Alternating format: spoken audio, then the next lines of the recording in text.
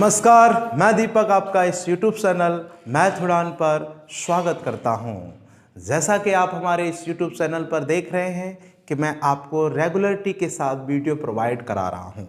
आज हम आपको नंबर सिस्टम पढ़ाने जा रहा हूं जो गणित की यूनिट फर्स्ट है।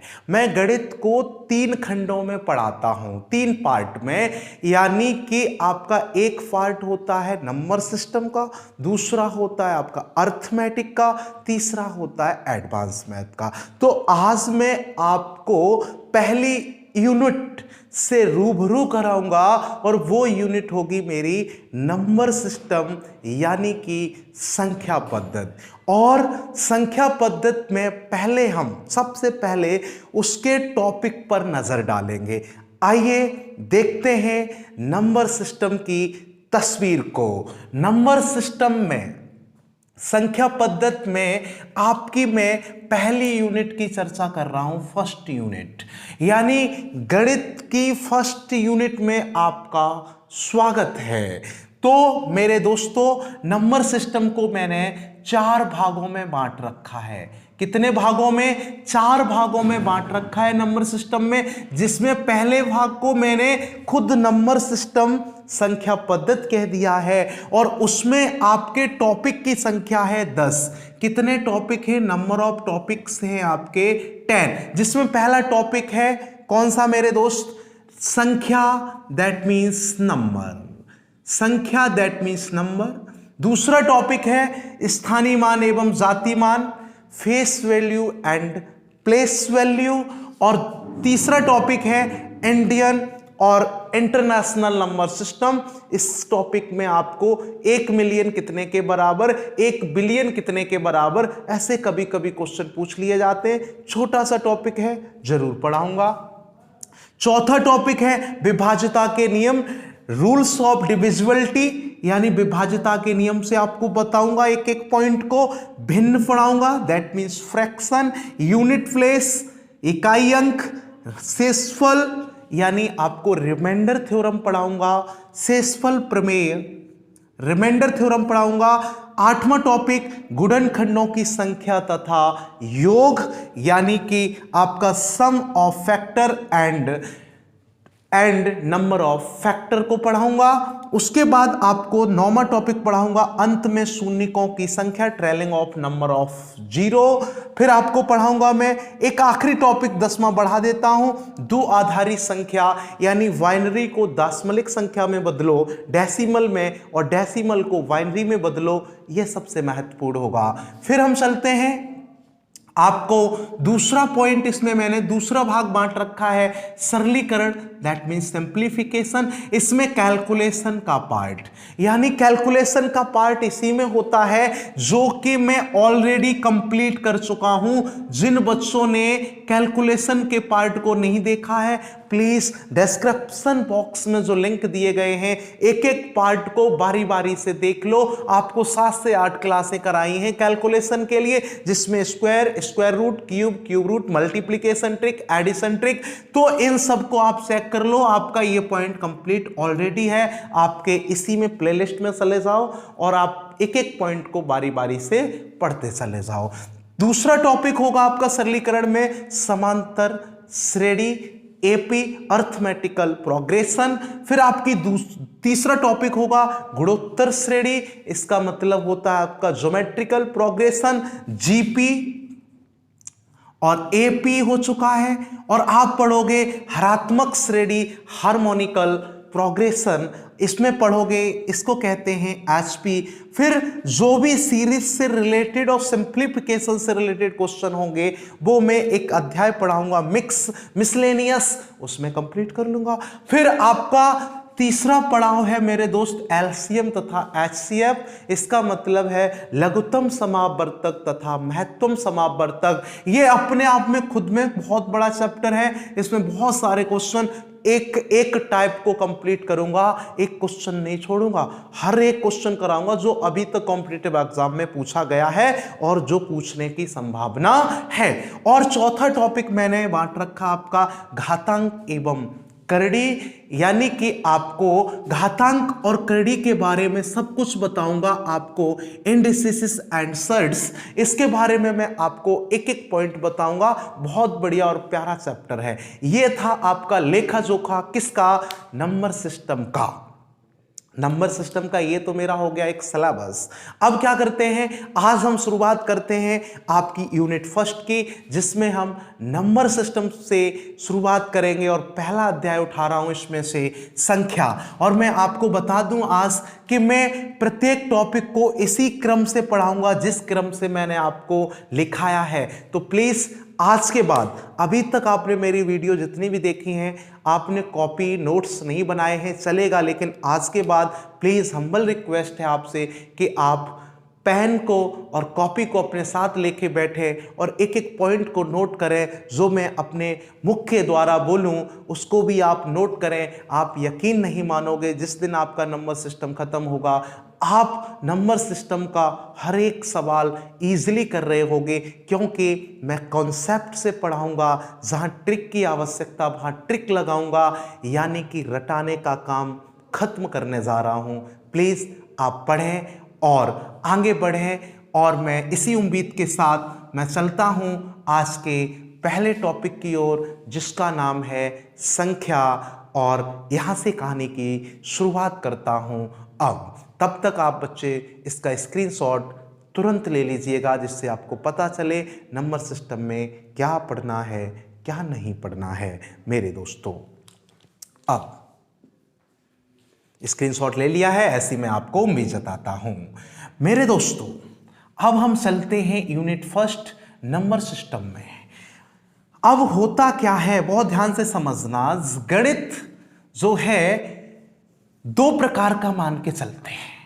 एक वो गणित है जिसे हम कैलकुलेटिंग गणित कहते हैं, कैलकुलेटिंग मैथ, जिसमें हम कैलकुलेशन का यूज करते हैं, नंबर्स का यूज करते हैं। और एक गणित आपका वो गणित है जिसे हम टेक्नोलॉजी के फील्ड में मैथ का प्रयोग करते हैं। यानी कि आपने सुना होगा कि जिस बच्चे ने टाइटन मूवी देखी होगी उसमें जरूर जिक्र है मैथ का। मैथ में उसमें मैट्रिक्स का जिक्र है, और मैट्रिक्स के माध्यम से ही पता चला था कि ये जो शिप है वो आगे चल के डूबेगा। तो कहीं ना कहीं मैथमेटिक्स का टेक्निकल यानी टेक्निकल फील्ड में भी यूज है। और आप जो पढ़ते हो कॉम्पिटिटिव एग्जाम के लिए, और जो हम बुक के माध्यम से मैथ को भी पढ़ते हैं, वो भी मेरा एक मैथ है। तो हम जिस मैथ की चर्चा करने जा रहा हूं वो मैथ है मेरा दाशमलिक गणित। कौन सा है? दाशमलिक गणित। संख्या पद्धति में दो प्रकार की संख्याएं होती हैं। पहली संख्या होती है, बहुत ध्यान से समझते जाइए, मैं बिल्कुल शून्य से पढ़ा रहा हूं। पहली संख्या होती है आपकी दाशमलिक संख्या। कौन सी? दाशमलिक संख्या। दाशमलिक संख्या। और दूसरी संख्या होती है आपकी बाइनरी संख्या। बाइनरी संख्या। बाइनरी संख्या का मतलब दो आधारी संख्या। बाइनरी को क्या और बोलते हैं? द्विआधारी। द्विआधारी संख्या लिख लीजिएगा साथ साथ। अब होता क्या है, थोड़ा सा जिक्र करता हूं इस पर, फिर अपने पॉइंट पर चलता हूं। दाशमलिक संख्या में क्या होता है? डेसिमल नंबर में, यानी कि दाशमलिक संख्या में आपकी संख्याएं आती हैं 0 से लेकर 1 2 3 4 5 6 8 9, कुल मिला के आपके कितने अंक हैं, कितने डिजिट हैं, कितनी संख्याएं हैं। अगर आपसे पूछ लिया जाए गणित के अंदर कितनी संख्याएं हैं, तो आप कहोगे दाशमलिक संख्याओं में आपकी गणित के अंदर टोटल 10 संख्याएं हैं। इसीलिए दाशमलिक संख्या का आधार कितना माना जाता है मेरे दोस्त? 10 माना जाता है। दाशमलिक संख्या का आधार कितना होता है? 10। तभी तो आपने सुना होगा जब हम इकाई पढ़ते हैं तो 10 की घात कितनी होती है? 1। जब दहाई पढ़ते हैं तो 10 की घात कितनी हो जाती है? 10 की घात 0 होती है, फिर 1 होती है, फिर 10 की घात 2 होती है, फिर 10 की घात 3, यानी 10 की घात की फॉर्म में लिखने का रीजन यही है क्योंकि ये दाशमलिक संख्याएं होती हैं जिनकी संख्या कितनी होती है, टोटल 10 होती है मेरे दोस्तों। और बाइनरी संख्या क्या होती है, बाइनरी संख्याएं आपकी ओनली 2 होती हैं, 0 और 1, जो आपने देखा होगा टेक्नोलॉजी के फील्ड में 0-1 कोडिंग होती है, 0-1, 1-0, 1-1, 0-0, इस तरीके से कोडिंग होती है, इसे कहते हैं बाइनरी संख्या। तो इस चैप्टर को मैं ज़रूर आपको पढ़ाऊंगा नंबर सिस्टम में बाइनरी संख्या को डेसिमल में चेंज करना और डेसिमल को बाइनरी में चेंज करना सिखाऊंगा बाद में। अब इनसे आप रूबरू होने के बाद, और मैं जो पूरा का पूरा गणित पढ़ाने वाला हूं वो गणित है आपका दाशमलिक गणित, यानी इन संख्याओं पे बेस्ड पूरा का पूरा हम गणित आज पढ़ेंगे। तो चलते हैं, आज का पहला टॉपिक पढ़ते हैं। हेडिंग लगा लीजिएगा, नंबर सिस्टम यूनिट फर्स्ट, और इसमें आज का पहला टॉपिक है संख्या। क्या है मेरे दोस्त, पहला टॉपिक है आपका संख्या, दैट मीन्स नंबर। सभी बच्चे लिख लें, संख्या दैट मीन्स नंबर। नंबर से आपको रूबरू कराते हैं। क्या होता है नंबर, खुद आपने अभी जान लिया, एक बाइनरी नंबर होता है, एक आपका दाशमलिक संख्या होती है। दाशमलिक संख्या वाले गणित का अध्ययन हम लोग करने जा रहे हैं। तो सबसे पहले अगर मैं संख्याओं की बात करें तो सबसे पहले जो संख्या होनी चाहिए वो आपकी पहली संख्या की उत्पत्ति करता हूं, और वो संख्या आपकी है सम्मिश्र संख्या। कौन सी संख्या है, सम्मिश्र संख्या, दैट मीन्स कॉम्प्लेक्स नंबर। या तो आप कमेंट बॉक्स में मुझे बता दीजिएगा, मैं हिंदी लिखूं इंग्लिश बोलूं या इंग्लिश लिखूं हिंदी बोलूं, कोई एक काम करवा लीजिएगा मुझसे। मैं अभी कोशिश करता हूं कि सम्मिश्र संख्या हिंदी लिखूंगा इंग्लिश बोलूंगा, तो प्लीज़ जो आपको सूटेबल लगे वो कमेंट बॉक्स में बता दीजिएगा। आइए चलते हैं, सबसे पहली संख्या की उत्पत्ति होती है जिसका नाम है सम्मिश्र संख्या। मैं इधर से रणनीति बना के चलूंगा। पहली संख्या है जिसका नाम है सम्मिश्र संख्या। अब सम्मिश्र संख्या के बारे में सबसे पहले अध्ययन करेंगे, दैट मीन्स कॉम्प्लेक्स नंबर। क्या है, कॉम्प्लेक्स नंबर। मेरे दोस्तों, मैं सबसे पहले इसमें कॉम्प्लेक्स नंबर का अध्ययन करने जा रहा हूं। बहुत ही विनम्रता से समझिएगा एक एक पॉइंट को, मैं बिल्कुल भी जरा सी भी लापरवाही नहीं बरतूंगा, बड़े आराम से पढ़ाऊंगा। जरूरी नहीं है अगर आपको इस वीडियो को लगे कि सर बहुत स्लो पढ़ा रहे हैं तो आप फास्ट मोड पे लगा लीजिएगा अपनी वीडियो को, उससे आप कंप्लीट कर लीजिएगा। लेकिन मेरा मकसद ये है कि ज़्यादातर बच्चों को समझ आए हमारे द्वारा कही गई बात। आइए चलते हैं मेरे दोस्त, सम्मिश्र संख्या कॉम्प्लेक्स नंबर को क्या संख्या होती है, एक ऐसी संख्या जिसको a+iv की फॉर्म में लिखा जाता है उसे हम कॉम्प्लेक्स नंबर सम्मिश्र संख्या कहते हैं, या कुछ पब्लिकेशंस कहते हैं x+iy की फॉर्म में लिखी जाती है संख्या, उसको हम सम्मिश्र संख्या कॉम्प्लेक्स नंबर कहते हैं। मेरे दोस्तों, आपको जिसमें आपका जो x होता है इसको हम रियल पार्ट कहते हैं। क्या कहते हैं मेरे दोस्त, रियल पार्ट, यानी कि वास्तविक भाग कहते हैं। और जिसमें y होता i के साथ, इसको हम इमेजिनरी पार्ट कहते हैं। क्या कहते हैं, इमेजिनरी पार्ट, दैट मीन्स काल्पनिक संख्या, यानी काल्पनिक भाग कहते हैं।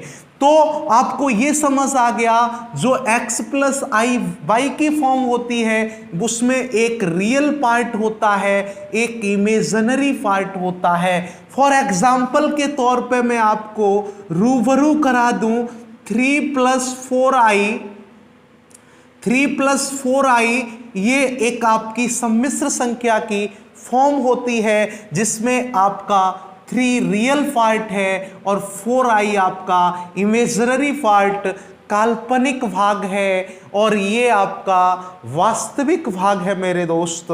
तो मैं इसमें कुछ और चर्चा करते हैं। इसमें ये आई क्या है? आई को हम आयोटा कहते हैं। क्या कहते हैं?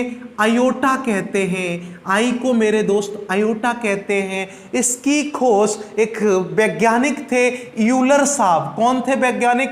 यूलर साहब ने इस आयोटा की खोज की थी, इसीलिए इसको आयोटा कहते हैं। यूलर साहब ने इमेजिनरी नंबर होने के कारण इसको क्या कह दिया? आई। तो यूलर साहब ने ये और बता दिया कि आई का जो मान होता है, व्हेन आई, जहां आई का मान होता है √(-1), यानी आई को रिप्रेजेंट कर सकते हो √(-1). अब जब आई का मान पता चल गया तो वैज्ञानिकों ने और दिमाग लगाया, तो उन्होंने कहा आई² का मान होता है -1। आई² का मान क्या होता है? -1। और बहुत सारे कॉम्पिटिटिव एग्जाम में पूछ भी लिया जाता है कि I² = होगा, तो आप कहोगे I² का मान -1 होता है। अगर ज्यादा आगे बढ़ेगा एग्जामिनर तो वो कह सकता है IQ का मान, आयोटा की घात 3 का मान बताओ मेरे दोस्तों। तो आप तुरंत कहना आयोटा Q का मतलब होता है आयोटा² × आयोटा। तो आप जानते हो, यू नो क्या बेटा, आयोटा² का मान मेरे प्यारे बच्चों कितना होता है? -1 × आयोटा।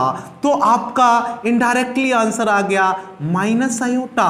तो जरूरी नहीं है कि जब आयोटा की पावर हो तो एक नंबर आंसर होगा, आयोटा भी आंसर हो सकता है। जैसा कि आपने देखा आयोटा² = -1 और आयोटा की घात 3 = कितना होता है? -आयोटा। तो आप ये बात समझ लेना, जब आयोटा की घात आपकी इवन होगी, सम होगी, तो आपका आंसर मोस्ट प्रोबेबिलिटी होगी कि आपका आंसर -1 में आएगा। और -1 में जैसे हम ले लेता हूं आयोटा की घात 4, ये एक इवन पावर है, तो आयोटा² × आयोटा², हाँ कि ना? तो आपका क्या आ गया? -1 × -1, कुल मिला के 1 एक नंबर की फॉर्म में आ गया है। जब हम आयोटा की घात 5 लेंगे तो इसको कहेंगे मैं क्या मेरे दोस्त? आयोटा4 × आयोटा। तो आयोटा4 का मान 1 और आयोटा तो आयोटा होता ही है, तो आयोटा की घात आपका कितना आ गया? आयोटा।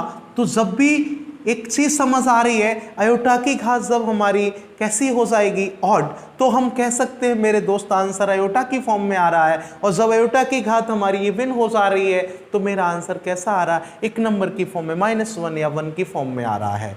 बहुत बहुत धन्यवाद, आपने इस कॉन्सेप्ट को समझ लिया है मेरे को। अब ऐसी उम्मीद जताता हूं कि आपने सम्मिश्र संख्या को बखूबी समझ लिया होगा। इससे ज्यादा इसमें कोई पॉइंट पूछा जाता नहीं है। अब हम चलते हैं सम्मिश्र संख्या के बाद क्या हुआ। सम्मिश्र संख्या के बाद, इसका स्क्रीनशॉट ले लो, सम्मिश्र संख्या के बाद हमको पता चला कि इसमें 2 पार्ट हैं, रियल पार्ट और इमेजिनरी पार्ट। तो सम्मिश्र संख्या को 2 भागों में बांटा गया। कौन कौन सी संख्या? पहली संख्या कहलाई आपकी वास्तविक संख्या। मेरे प्यारे बच्चों, कौन सी संख्या? वास्तविक संख्या, रियल नंबर। और दूसरी संख्या कहलाई मेरे दोस्त काल्पनिक संख्या। दैट मीन्स आप कह सकते हो मेरे प्यारे दोस्त इमेजिनरी नंबर। अब हम इनकी चर्चा करते हैं, ये क्या होती हैं। यानी कि सबसे पहले मैं अब आपको बताने जा रहा हूं वास्तविक संख्याएं होती क्या हैं। आइए चलते हैं वास्तविक संख्या को। अब हेडिंग लगा लीजिएगा अपनी कॉपी पर, वास्तविक संख्या, दैट मीन्स रियल नंबर। देखिएगा, वास्तविक संख्या का गहन अध्ययन करते हैं। वास्तविक संख्या, रियल नंबर क्या होता है मेरे दोस्त? रियल नंबर, CBSE वाले, रियल नंबर क्या होता है? ध्यान से समझना, मैं आपको कुछ चीजों से बहुत अच्छे से अवगत कराता हूं। मोस्टली स्टूडेंट ये बता देते हैं सर वास्तविक संख्या क्या है, जिसको एक नंबर लाइन पर रिप्रेजेंट किया जा सके, वो वास्तविक संख्या है। हाँ सर, इससे मुझे कोई चीज़ें ज़्यादा क्लियरिफाई नहीं हो रही हैं, तो इसका मतलब मैं बता देता हूँ आपको। एक पॉइंट लिखो मेरे दोस्तों, दुनिया की हर एक संख्या, बहुत खूबसूरत पॉइंट है, दुनिया की हर एक संख्या हर एक संख्या वास्तविक होती है, वास्तविक संख्या होती है, वास्तविक संख्या होती है। अब एक बच्चे ने कहा सर गलत, लेकिन वास्तविक संख्या होती है, लेकिन ही तो बनाएगा परिभाषा को, काल्पनिक संख्या को छोड़कर, काल्पनिक संख्या को छोड़कर। अब तो बन गई ना, काल्पनिक संख्या को छोड़कर। परिभाषा बहुत प्यारी बन गई है बेटा, एक बार समझना आप, देखो बहुत सारी चीजें क्लियर होंगी। यानी कि कहने का मतलब यह है काल्पनिक संख्या को छोड़ दो और दुनिया की जो भी आप संख्या विचार कर सकते हो वो सब संख्या क्या हो जाएंगी, वास्तविक। कौन सम्मिलित नहीं होगी, सम्मिश्र संख्या, यानी जो सम्मिश्र संख्या है उसको तो छोड़ना ही है, और काल्पनिक संख्या को छोड़ दो, बाकी की कोई भी संख्या आप विचार करो वास्तविक होगी। जैसे 0 वास्तविक, 1 वास्तविक, 2 वास्तविक, 1/2 वास्तविक, 0.1 वास्तविक, √2 रियल नंबर है, √3 रियल नंबर है। आप कोई भी संख्या विचार करो, जो भी आप नंबर कैलकुलेशन में यूज करते हो वो सारे के सारे नंबर आपके वास्तविक संख्याएं होंगी, सिर्फ काल्पनिक संख्याओं को छोड़कर मेरे दोस्त। तो मैं अगर ये जान लें कि एक्चुअल में काल्पनिक संख्याएं, इमेजिनरी नंबर क्या है, तो हम इस चीज को इजीली समझ जाऊंगा। तो पहले वास्तविक संख्या की एक दूसरा मत क्या है, दूसरा मत वास्तविक संख्या का मेरे दोस्त ये है, उसको भी ध्यान से समझ लो, जिसको एक नंबर लाइन पर रिप्रेजेंट किया जा सके। बहुत प्यार से समझना, नंबर लाइन का मतलब होता है 0 +1 +2 +3 +4 ... यानी इनफाइनाइट टर्म्स तक आप चले जाओ, और इधर -1 -2 -3 -4 इनफाइनाइट टर्म्स तक चले जाओ। ये एक नंबर लाइन होती है, इस पर विराजमान हर एक वैल्यू, हर एक संख्या मान आपका वास्तविक संख्या को रिप्रेजेंट करता है। कैसे मेरे दोस्त, आइए समझते हैं। आपका 1, इसके बीच में बहुत सारे नंबर होंगे, इसके बीच में जितने भी नंबर मेरे दोस्त होंगे वो कहीं ना कहीं वास्तविक संख्या को रिप्रेजेंट कर रहे होंगे। फॉर एग्जांपल 1.2 1.5 1.3 1.8, यानी हर एक, यानी कि आप कह सकते हो 1/2 5/7, यानी कि हर एक नंबर क्या होगा, वो रियल नंबर होगा, वास्तविक संख्या होगी हर एक संख्या। अब एक बच्चा कह रहा √2, बेटा जी √2 भी एक वास्तविक संख्या है, क्योंकि √2 बेटा जी √2 का मान 1 पॉइंट जितना भी होता है 141, वो कहीं ना कहीं वेरी करेगा, किसमें, इसी लाइन पर। √3 का मान भी इसी पे वेरी करेगा, √4 का मान भी इसी पर होगा। तो हम कह सकते हैं दुनिया की हर एक संख्या वास्तविक संख्या होती है, सिर्फ काल्पनिक संख्या को छोड़कर। तो मैंने वास्तविक संख्या में समझ लिया कि कोई भी संख्या कह दें काल्पनिक को छोड़कर वो वास्तविक होगी। प्रश्न आ जाए निम्नलिखित में से वास्तविक संख्या नहीं होगी, तो कहने का मतलब क्या है, उसमें से क्या नहीं होगी, तो आपको पता होना चाहिए दुनिया की हर संख्या वास्तविक है। तो आप काल्पनिक को टिक कर देना, जो काल्पनिक संख्या होगी वही तो रियल नहीं होगी, बाकी तो सारी की सारी होंगी। आइए अब चर्चा करते हैं दूसरे पॉइंट पर। दूसरा पॉइंट है मेरा काल्पनिक संख्या, स्क्रीनशॉट लो, फटाफट आगे बढ़ो। दूसरा पॉइंट है सम्मिश्र संख्या में मेरा काल्पनिक संख्या, इमेजिनरी नंबर। हेडिंग लगाएं सभी बच्चे फटाफट, बहुत कुछ सिखाऊंगा। काल्पनिक संख्या, बेटा जी एक एक पॉइंट को क्लियर करूंगा, और ये अध्याय एक ऐसा अध्याय है मेरे दोस्त जिसमें कंफ्यूजन ज्यादा है, क्योंकि बच्चे भूल जाते हैं। जब भी क्वेश्चन आता है, मैं क्वेश्चन आपके सामने पुटअप कर रहा हूं, अगर मैं आपसे पूछ लूं क्या सभी परमेय संख्याएं वास्तविक संख्या होती हैं, तो 90% स्टूडेंट इस प्रश्न का आंसर गलत देंगे। क्या सभी परमेय संख्याएं वास्तविक संख्याएं होती हैं? जो रेशनल नंबर होते हैं क्या सभी रियल नंबर होते हैं? मोस्टली बच्चों को नहीं पता है। जब हम इस माध्यम से, चार्ट के माध्यम से आगे बढ़ूंगा तो आपका एक एक क्वेश्चन क्लियर होता चला जाएगा। अब पढ़ते हैं काल्पनिक संख्या। काल्पनिक संख्या की पहला मत क्या है, बहुत ध्यान से समझना। एक ऐसी संख्या जिसको अंडररूट के अंदर माइनस की फॉर्म में लिखा जा सके, वो आपकी काल्पनिक संख्या होती है मेरे दोस्त। फॉर एग्जाम्पल के तौर पर मैं ऐसे कह सकता हूं कि माइनस संख्या अंडर रूट के अंदर है तो वो काल्पनिक संख्या है, या फिर हम कह सकते हैं संख्या लिखी हो और उसके साथ एक अयोटा शब्द जुड़ा हो तो आपकी वो भी संख्या कैसी होगी? काल्पनिक। सिर्फ दो बातें याद रखनी है, अंडर रूट के अंदर माइनस की संख्या काल्पनिक संख्या, संख्या के साथ अयोटा का चिन्ह, आपकी संख्या कैसी हो जाएगी? काल्पनिक। मेरे दोस्त फॉर एग्जांपल जैसे मैंने कह दिया अंडर रूट ऑफ -1 तो आपने तुरंत कहा सर अंडर रूट ऑफ -1 यानी संख्या के साथ माइनस का चिन्ह है, काल्पनिक संख्या है। मैंने कहा अंडर रूट ऑफ -5 आपका संख्या के साथ कौन सा चिन्ह है? माइनस का चिन्ह है अंडर रूट में, काल्पनिक है। अंडर रूट -4 भी काल्पनिक है, ये मत कहना ये काल्पनिक नहीं है, ये भी काल्पनिक है। दुनिया की कोई भी संख्या लोगे ना माइनस की है अगर वो तो वो काल्पनिक संख्या होगी। अगर मैं कह दूं अंडर रूट -8 ये भी काल्पनिक है। क्यों? क्योंकि इसको अयोटा की फॉर्म में इनको रिप्रेजेंट किया जा सकता है। आप जानते हो अंडर रूट ऑफ -1 क्या होता है? अयोटा, यानी 1 इंटू अयोटा है तो संख्या इंटू अयोटा। मेरे दोस्त जब हम बात करेंगे किसकी? -5 की, तो -5 का मतलब है आप इसको लिख सकते हो under root 5 into under root of -1। हां कि ना? इसको लिखोगे तो under root of -1 is equal to iota, तो ये किस फॉर्मेट में बन जाएगा? Under root 5 iota. हां कि ना? फिर तीसरा पॉइंट उठाता हूं, फटाफट समझ लो, यही फॉर्म है जो आपकी काल्पनिक है, इमेजिनरी फॉर्म है, बाकी की कोई फॉर्म नहीं है मेरे दोस्त। तो होगा क्या? अंडर रूट ऑफ -4 इसको लिख सकते हैं under root of 4 into under root of -1, तो ये भी क्या हो जाता है? अंडर रूट ऑफ 4 अयोटा, यानी अयोटा का किसी संख्या में मल्टीप्लाई हो, दैट मीन्स आपको कभी मिल जाए 3i 5i, यानी किसी संख्या के साथ अयोटा या अंडर रूट के अंदर माइनस का चिन्ह रिप्रेजेंट हो तो वो काल्पनिक संख्या होती है। इसमें हम इतना ही सीखेंगे, इतना ही पूछा जाता है। आगे बढ़ते हैं, अब क्या होता है कहानी में?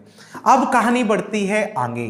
लिखो फटाफट, इसको लिख लिया होगा उम्मीद करता हूं साथ साथ। अब चलते हैं, वास्तविक संख्या पढ़ ली, काल्पनिक संख्या पढ़ ली, फिर बेटा जी हमारे पास वास्तविक संख्या ने कहा, क्या कहा? कि वास्तविक संख्या ने कहा मेरी खासियत तो बहुत गजब की है, दुनिया की हर संख्या मैं ही हूं। मतलब कहने का मतलब दुनिया की हर संख्या कैसी है? यानी कि वास्तविक है। तो वास्तविक ने कहा हमारे अंदर बहुत सारी संख्याएं विराजमान हैं। जैसे फॉर एग्जांपल मैंने ले लिया परमेय संख्या, यानी वास्तविक संख्या से ही उत्पत्ति होती है कौन सी संख्या की? परमेय संख्या की। That means rational number. और दूसरी संख्या की उत्पत्ति होती है अपरिमेय संख्या, अपरिमेय संख्या, इरेशनल नंबर।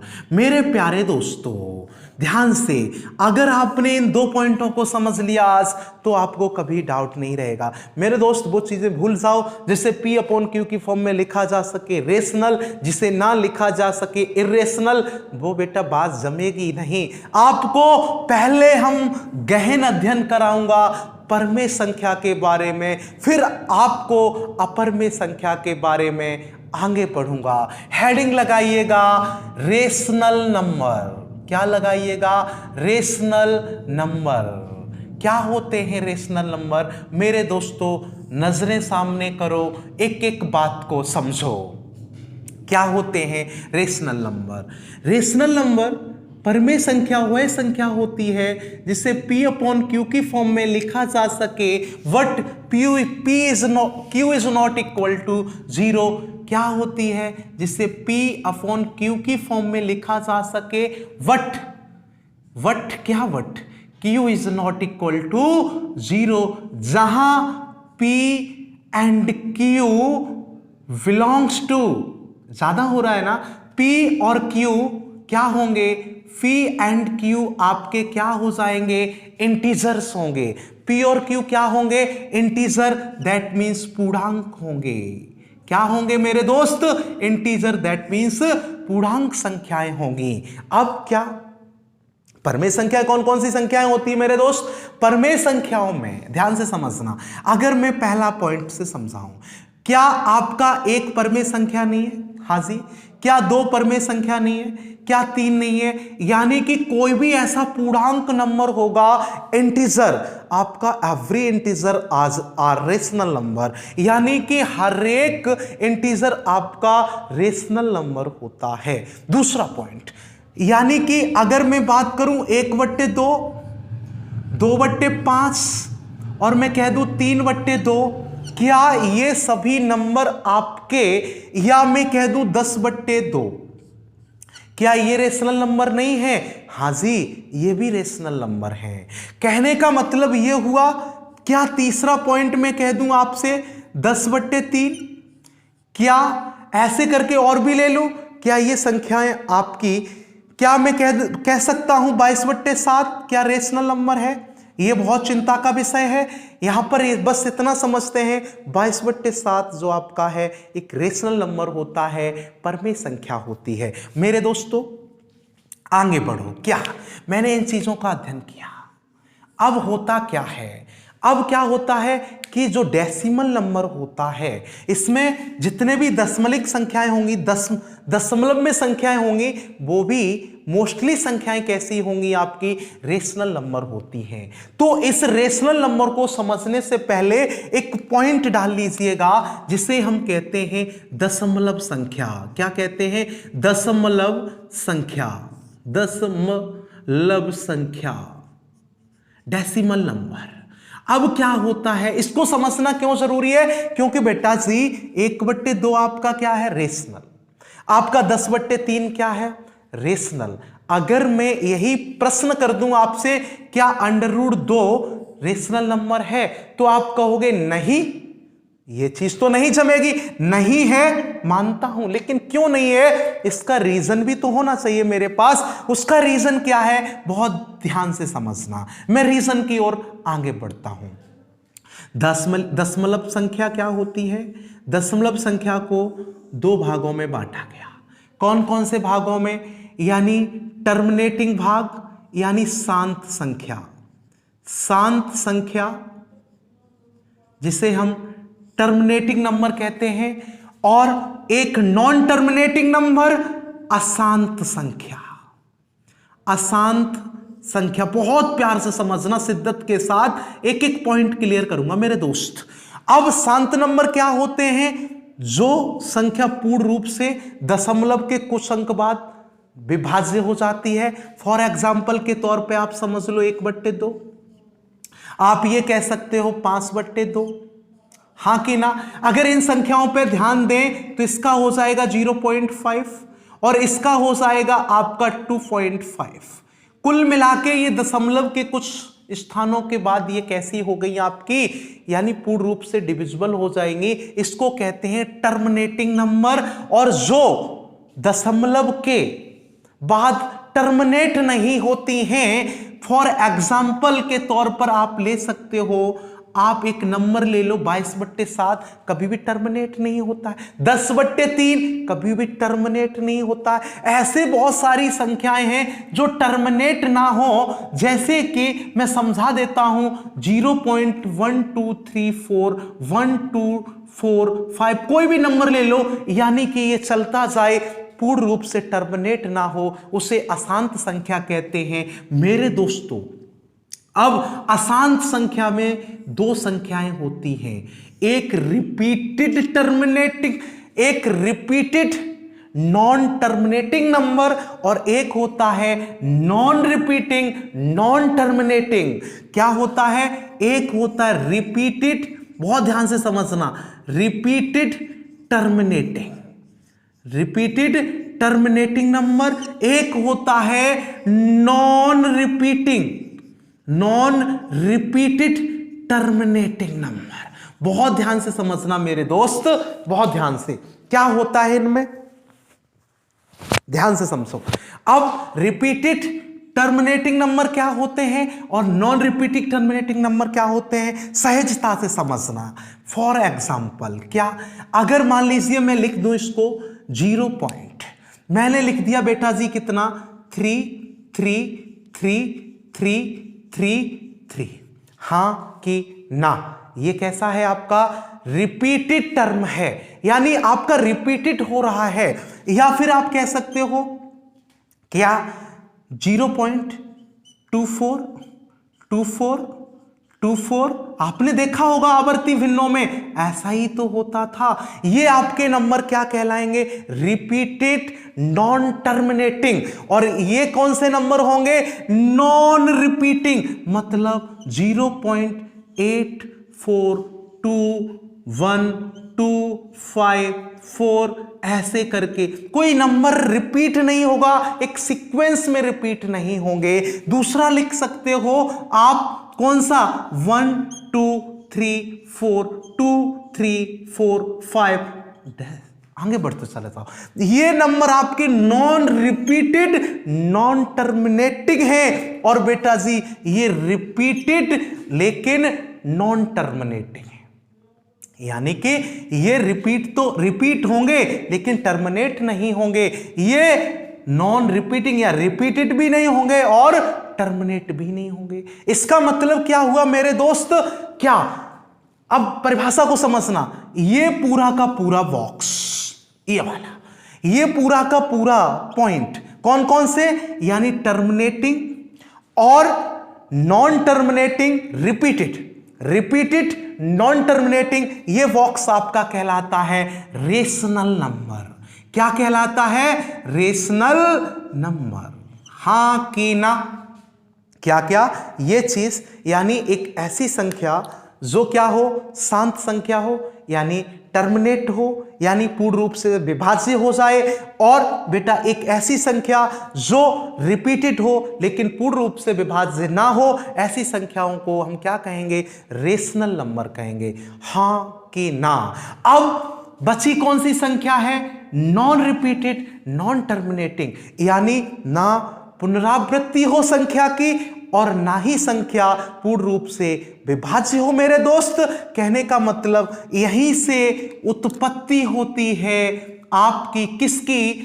इस संख्या की, अपरमेय संख्या। That means this box called क्या? Irrational number. This box called irrational number. हां कि ना? यानी इरेशनल नंबर की परिभाषा से भी रूबरू करा दिया मैंने आपको साथ साथ। इरेशनल नंबर की परिभाषा क्या होती है कि नॉन टर्मिनेटिंग और नॉन रिपीटेड नॉन टर्मिनेटेड, यानी रिपीटेड भी ना हो और टर्मिनेट भी ना हो, ऐसी संख्याओं को इरेशनल नंबर कहते हैं। तो ये क्या है? आपके इरेशनल नंबर हैं। तो आपने बखूबी जान लिया होगा कि रेशनल नंबर क्या है। कुछ प्रश्नों का आपके सामने जिक्र करता हूं और आगे बढ़ता हूं। पहला प्रश्न मेरा ये है, क्या एक इरेशनल नंबर है? सॉरी, क्या एक रेशनल नंबर है? हाँ जी है। दूसरा सबसे बड़ा प्रश्न क्या है? आपसे मैंने पूछ लिया क्या 0 एक रेशनल नंबर है? मैंने कहीं जिक्र ही नहीं किया। और आपसे पूछ ले क्या 0 एक रेशनल नंबर है, तो आप कहोगे हाँ 0 एक रेशनल नंबर है, क्योंकि 0/1 लिखा जाएगा जहां q इज इक्वल टू 1। तो आप कह सकते 0/1 आपका क्या होता है? 1। 0/1 क्या होता है? 0। तो आप इसको कह सकते हो क्या मेरे दोस्त कि ये एक रेशनल नंबर है, यानी परमेय संख्या है मेरे दोस्तों। अब बहुत सारे प्रश्न और भी उठेंगे, उनका मैं जिक्र करूंगा बाद में। अब हम चलते हैं, मैंने पढ़ ली आपकी परमेय और अपरमेय संख्याएं। अब हेडिंग डाल लीजिएगा फटाफट, अपरमेय संख्या। इसके बारे में भी थोड़ी सी चर्चा करता हूं। अपरमेय संख्या क्या क्या संख्याएं होती हैं, इसको मैं हटा देता हूं। आपने कॉपी कर लिया होगा, स्क्रीनशॉट ले लेना, बैक करके चलेगा। अब चर्चा करते हैं मेरे दोस्त किसकी? अब आगे की चर्चा करते हैं। यहां तक हम लोगों ने पढ़ लिया, अब आगे पढ़ते हैं अपरमेय संख्या, थोड़ा सा जानते हैं। बताओ बच्चों क्या होती है अपरमेय संख्या? अपरमेय संख्या इरेशनल नंबर क्या होता है? आपने कहा नॉन टर्मिनेट, यानी नॉन टर्मिनेट हो, नॉन टर्मिनेटिंग और नॉन रिपीटिंग। हां कि ना? नॉन रिपीटिंग कहने का मतलब टर्मिनेट भी ना हो और रिपीट भी ना हो। तो इसमें कौन कौन सी संख्याएं आ जाएंगी? √2, √3, ठीक है, √5, √6, पाई।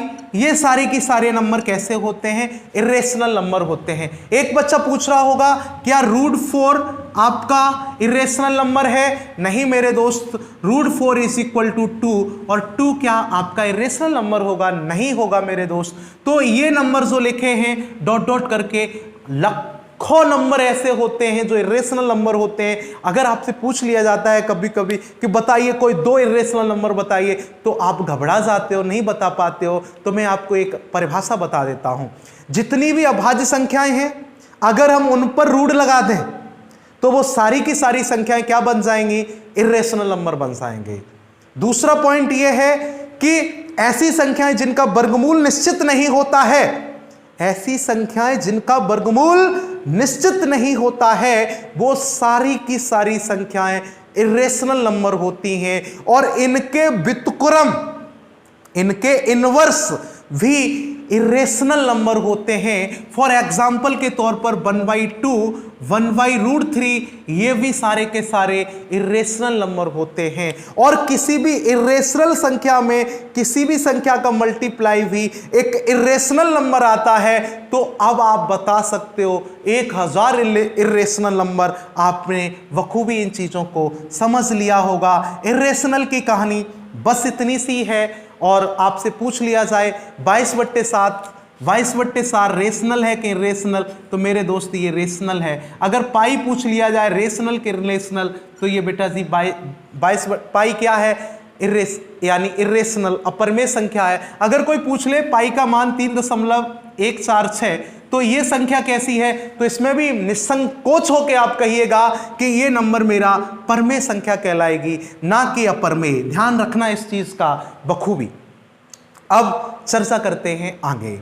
अब जिसे P/Q की फॉर्म में लिखा जा सकता था, वो तो हो गई आपकी परमेय। जिसे नहीं लिखा जा सकता था, वो हो गई अपरमेय। उसका भी लॉजिक थोड़ा सा मैं समझा देता हूं। जैसे कि मैंने लिख दिया एक नंबर 10/3, 10/3 को मैंने लिखा तो आपने कहा 0.33333 अनलिमिटेड टाइम्स वार। तो इसको हम लिख सकते हैं क्या? आप जानते होगे आवर्ती भिन्न से, रिपीटेड नंबर से जानते होगे 0.3 बार। इसको बार की फॉर्म में लिख दिया ना। ये संख्या नॉन टर्मिनेटिंग के साथ साथ रिपीटेड है। इसको P/Q की फॉर्म में लिखा जा सकता है। इसको आप लिख सकते 3/9। कहने का मतलब 1/3। अरे हाँ कि ना, इसको 3/9 लिखा जा सकता है। रीजन होते हैं, लिखने का तरीका होता है। मैं जरूर बताऊंगा जब मैं आपको फ्रैक्शन भिन्न पढ़ाऊंगा, उसमें आवर्ती भिन्न में जरूर आपके सामने बयां करूंगा। अब लिखा किसे नहीं जा सकता है, बहुत ध्यान से समझना। अगर मैं लिख दूं 0.83245681, क्या बताओ इसको बार की फॉर्म में लिखा जा सकता है? नहीं। जिस संख्या को बार की फॉर्म में नहीं लिखा जा सकता है, उस संख्या को कभी भी P/Q की फॉर्म में भी नहीं लिखा जा सकता है। तो इरेशनल नंबर को कभी भी P/Q की फॉर्म में नहीं लिखा जा सकता है। आइए आगे चर्चा करते हैं।